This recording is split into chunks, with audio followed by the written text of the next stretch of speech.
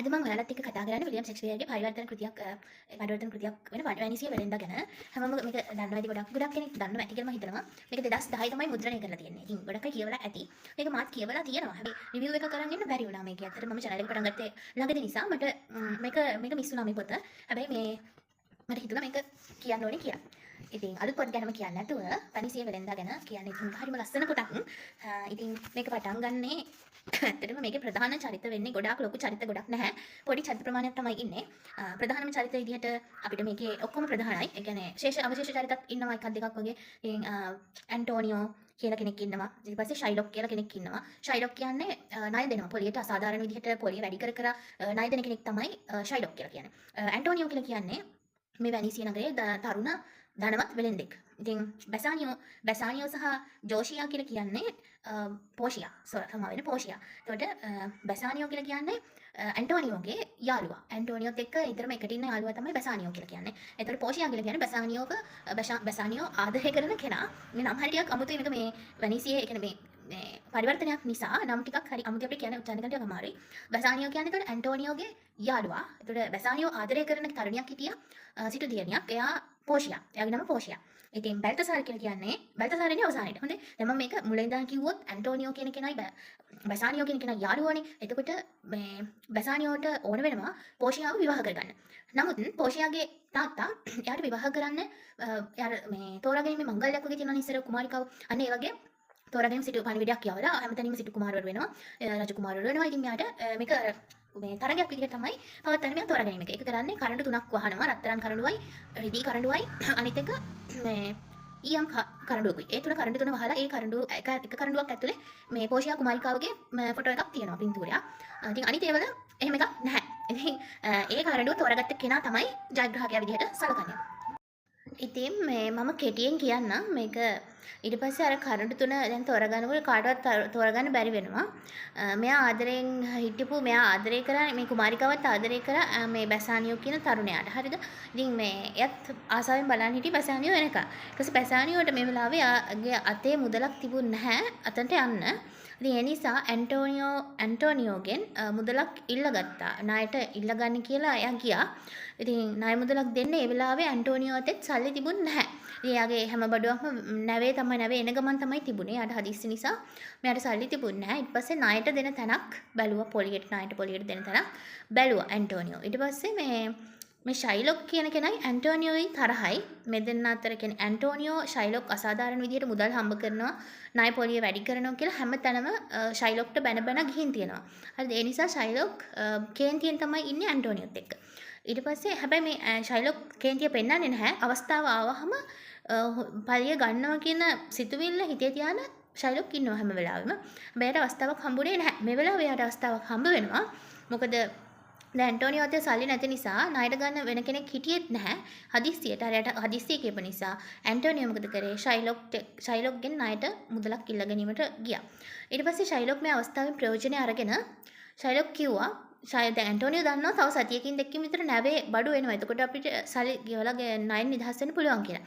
ඒ නිසා ඇන්ටෝනියෝ අර නැවේ එන බඩු ටික විශ්වාස කරලා කියනවා ඔයාට ඕන නම් මගේ මාව මරලා හරි කියන්නේ මගේ මරණය හරි මම පාව දීලා මට ඔප්පල් ලියන්න අත්සනක් කරන්න මට ණය මුදල දෙන්න කියලා. ඊට පස්සේ ෂයිලොක් මේකෙන් ප්‍රයෝජන අරගෙන කියනවා හරි එහෙනම් ඔයා මට සල්ලි දුන්නේ නැති වුණොත් හරි දවසට අදාළව සල්ලි දුන්නේ නැති වුණොත් මම ඔයාගෙන් කැමති තැනකින් මේ ඇඟේ මස් රාත්තලක් ගන්න ඕනේ කියලා. ඊට පස්සේ දැන් ඇන්ටෝනියෝ මේකට කැමති නෑ මොකද එයා දන්නවා නැවේ බඩු එනවා කියලා. ඒ නිසා මේකට අත්සන් කරනවා.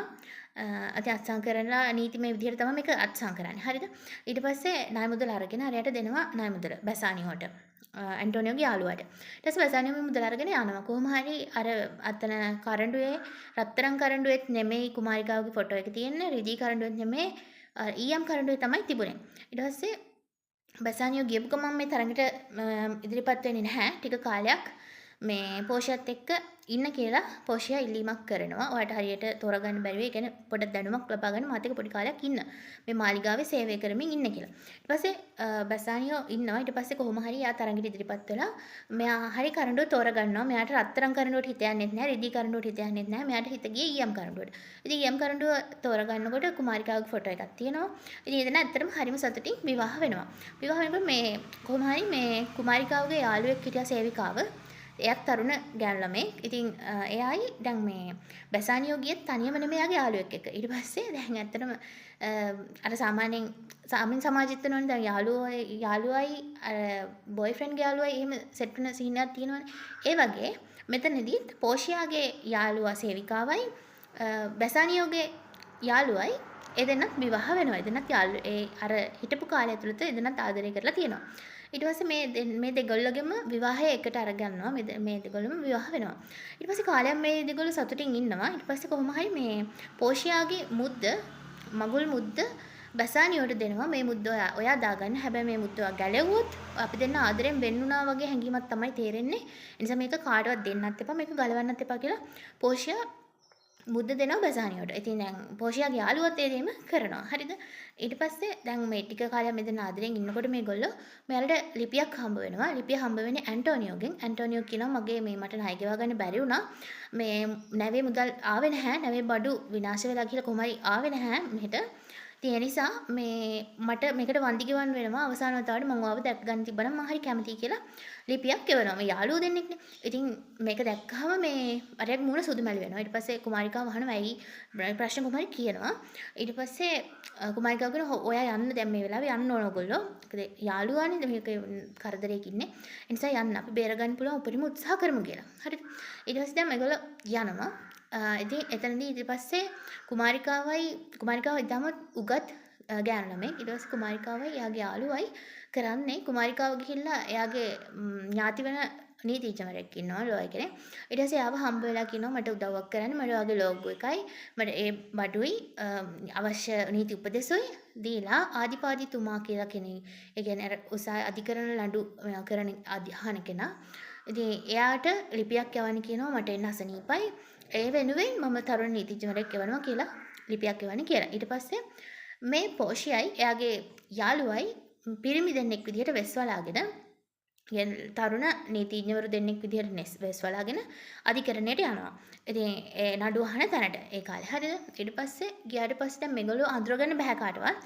ඊට පස්සේ මෙයා ඇත්තටම ඊටාම දක්ෂ විදිහට මෙතනදී කතා කරනවා. ආදිපත්තුමා මේ කියනවා මේ ඇන්ටෝනි වෙනුවෙන් පෙනී සිටින්න තමයි ආවේ කියලා. ඊට පස්සේ මෙතනදී මේ නඩුව අහනකොට පෝෂියා කොහොම මං ඉතින් සරලව මේ කියන්නේ පෝෂියා කියනවා මේ ඔයාට මේ දැන් ෂයිලොක්ට කියන්නේ ෂයිලොක් කියනවා මට මේ මෙයා ණය ගෙව්වේ නැහැ.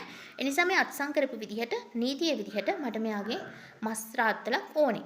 හරිද? දැන් මේක ඕනෙමයි කියලා කියනවා. ඊට පස්සේ දැන් බැසානියෝ ඉන්නේ බැල්තසාර කියන නමින් තමයි නීතිඥවරයෙක් විදිහට පෙනී සිටින්නේ. හරි මෙතන ගෑනු ළමෙක් දෙන්නෙක් කියලා හොයන්නවත් බෑ. ඒ විදිහට තමයි ඉන්නේ. ඊට පස්සේ පෝෂියා කුමාරිකාව කොහොම ෂේප් කරන්න හදනවා. ෂේප් කරන ෂයිලොක්ගෙන් අහනවා ඔයාට මේකේ මේ මුදලට ගත්තු ණය මුදලට වඩා 3 ගුණයක් නැත්නම් 10 ගුණයක් වැඩියෙන් දෙන්න. මුදල් මේක අවලංගු කරගන්න පුළුවන්ද? ඒත් ෂයිලොක් මේකට කැමති වෙන්නේ නැහැ. ෂයිලොක් මොකද ඉන්නේ කේන්තියෙන්. එයා අර කොහොම හරි අර පිරිමහ ගන්න තමයි හදන්නේ කේන්තිය. ඒක නැහැ මට ඕනි මස් රාත්තලක් විතරයි. මට ඒ වෙන කිසිම දෙයක් එපා. මට ඕනි මස් රාත්තලක් විතරයි කියනවා. ඊට පස්සේ පෝෂියා කල්පනා කරනවා. පෝෂියා කියනවා හරි ඔයාලට මස් රාත්තලක් ගන්න පුළුවන් කියලා කියනවා. හරිද? ඊට පස්සේ ඇන්ටෝනියෝට කියනවා ඔයා ලෑස්ති වෙන්න. ඔයාගේ ඇඳුම ගලවන්න උඩ ඇඳුම පපුවේ ළඟින් තමයි මෙයාට කපා ගන්න ඕනේ කියන්නේ. හරි ඔයා ලෑස්ති වෙන්න ඇඳුම ගලවන්න කියලා කියනවා. ඊට පස්සේ දැන් ෂයිලොක් වුණ සතුටු වෙනවා. ඊටාම සාධාරණ නීතිඥතුමෙක් කියලා හයියම කියනවා දැන්. හරිද? ඊට පස්සේ කියනවා හැබැයි ඔයාලට කපා ගන්න පුළුවන්. මේකේ ඔප්පුවේ ලියලා තියෙන්නේ අත්සන් කරලා තියෙන්නේ මස් රාත්තලක් විතරයි. එක ලේ බින්දුවක්වත් ඔයාලට මෙයාගෙන් හොලවන්න බෑ. ඔයා එහෙම එක ලේ බින්දුවක්වත් හෙලෙව්වොත් ඔයාගේ තියෙන හැම දේපලක්ම හැම ධනයක්ම රාජසන්තක වෙනවා. ඒ වගේම මේ ඇන්ටෝනියෝට භාගයක් යනවා. ඉතුරු භාගය රාජසන්තක වෙනවා කියලා. හරිද? ඊට පස්සේ කියනවා මේ ඊට පස්සේ ෂයිලොක් වුණේ පොඩක් නිශ්ශබ්ද වෙනවා වගේ වෙනවා. ඒ ලේ බින්දුවක් හොලවන්න නැතුව මස් රාත්තල කපා ගන්න බෑනේ. ඊට පස්සේ ඒ වගේම මේ නීතිඥතුමා කියනවා කුමාරිකාව කියන්නේ එයා කියනවා ඒ වගේම තමයි ඔයාට මේ දශමයක්වත් මේ මස් රාත්තලයි නම් රාත්තලයි. ඒ කියන්නේ දශමයක්වත් එහා මෙහා වෙලා තිබ්බොත් ඒත් ඔයාට තමයි දඬුවම හම්බ වෙන්නේ. එහෙම කරන්න අයිතියක් නැහැ. මේකේම ලියවිලා නැහැ කියලා. මොකක්ද තෝරගන්න කියලා කියනවා. ඊට පස්සේ ෂයිලොක් කියනවා හරි. මට යන්න දෙන්න. මට කිසිම ගත්තු ණය මුදලත් එපා. මට මුකුත් එපා කියලා. හරිද? ඊට පස්සේ කියනවා මෙයා නෑ. ඔයාට එහෙම යන්න බෑ. ඔයා මේ ණය මුදල එපා කියලා මුලින් කිව්වනේ. ඒ නිසා ඔයා කරන්න ඕන ඔයාගේ ධනයෙන් භාගයක් රාජසන්තක කරන්න ඕන. ඉතුරු භාගය ඔක්කොම ඇන්ටෝනියට දෙන්න ඕන. කියලා කියනවා. හරිද? ඊට පස්සේ ඇන්ටෝනියෝගෙන් අහනවා ඔයා ඒකට කැමතිද කියලා. ඇන්ටෝනියෝ කියනවා නෑ භාගයක් රාජසන්තක කරන්න ඒක ප්‍රශ්නයක් නැහැ. හැබැයි ඉතුරු භාගෙ මට එපා. ඒ භාගෙ එයාගේ දුවක් ඉන්නවා ෂයිලොක්ගේ දුවෙක් ඉන්නවා. ෂයිලොක් අතහැරලා දාලා. ඒ කියන්නේ ක්‍රිස්තියානි භක්තිකයෙක් එක්ක විවාහ වෙලා මේ ෂයිලොක් ක්‍රිස්තියානි නෙමෙයි. ඉතින් ෂයිලොක් ක්‍රිස්තියානි භක්තිකයන්ට වෛර කරනවා. ඉතින් ඒ නිසා කියනවා මෙයාගේ ඉතුරු භාගෙ මට දෙන භාගෙ මෙයාගේ දුවට දෙන්න. හැබැයි ඒකත් වෙන්නේ මෙයා ක්‍රිස්තියානි ආගම මේ වැළඳගත්තොත් විතරයි කියලා. ඊට පස්සේ ෂයිලොක්ගෙන් අහනවා කැමතිද කියලා. ෂයිලොක් කැමතියි කියනවා. ඒ නිසා අන්න ඒ විදිහට තමයි ඉවර වෙන්නේ. ඒ කියන්නේ එතනදී අවසානයේ නඩුව විසඳෙනවා. ඉතින් ඇන්ටෝනියෝ නිදහස් වෙනවා. මෙතනදී යනකොට දැන් අර මෙයාලා දෙන්න විවාහ වෙලා හිටපු තරුණයෝ දෙන්න. කියන්නේ බැසානියෝගේ යාළුවා මෙතෙන් ඇවිල්ලා කියනවා බොහොම ස්තුතියි. ඔයාලට මොනවද ඕන කොච්චරක් ඕනද සල්ලි එහෙම කියලා අහනවා නේ ටීචර්. දැන් ගෑනලා මෙතන කියලා දන්නේ නැහැ. ඊට පස්සේ කියනවා දැන් මෙයා දෙන්නට පරීක්ෂා කරන්න හිතනවා අර මුද්ද කාටවත් දෙන්න එපා කියලා කිව්වනේ. ඒ නිසා කියනවා මට කිසිම දෙයක් එපා. ඔයාගේ ඇතේ තියෙන මුද්ද ඒක මට දෙන්න පුළුවන්. මට ඒකට හිත ගියා කියලා. හරිද? මෙයා කොහොම හරි දෙන්න ඒක උත්සාහ කරන්නේ නැහැ. කියනවා මේකට වටිනාක මීටට වඩා වටිනා දෙයක් මම දෙන්නම්. මීට වඩා වටිනා මුද්දක් වාට දෙන්නම් මම අරගෙන. මේ කියලා කියනවා. ඊට පස්සේ කියනවා නැහැ මට ඕකටමයි හිත ගිහේ කොහොම හරි මේ මුද්ද දෙක ඉල්ල ගන්නවා දෙන්නම. ඊට පස්සේ කොහොම හරි දෙන්න යනවා මාලිගාවට අර දෙන්න එන්න කලින් යනවා. ඊට පස්සේ දෙන්න ඇවිල්ලා විස්තරේ කියනවා. ඊට පස්සේ කියනවා මුද්ද ගෝගිලහනට විස්තරේ කියනවා. ඊට පස්සේ කියනවා මේ මුද්ද දෙනවා දෙන්න. මේ ඊට පස්සේ අර දෙන්න පුදුම වෙනවා මේ මුද්ද. ඒ කියන්නේ ඊට පස්සේ දැනගන්නවා මේ දෙන්න තමයි ආවේ. ඇත්තට මෙතනින් කතාව අවසන්. ඒ දෙන්න ගොඩක් ආඩම්බර වෙනවා තමන්ගේ භාර්යාව දෙන්න මේ වගේ දක්ෂයි උගත් විදියට තමන්ගේ යාළුවා බේරගෙන තමන්ගේ යාළුවාගේ තත්ත්වය බේරගෙන ඒ හැමදේම බේරගත් විදිහ ගැන ආඩම්බර වෙනවා. ඉතින් දැන් වැනීසිය වෙලෙන්ද කියන කතාවේ ඔන්න ඕක තමයි අන්තර්ගතය. ඇත්තටම ගොඩක් ලස්සන කතාවක්.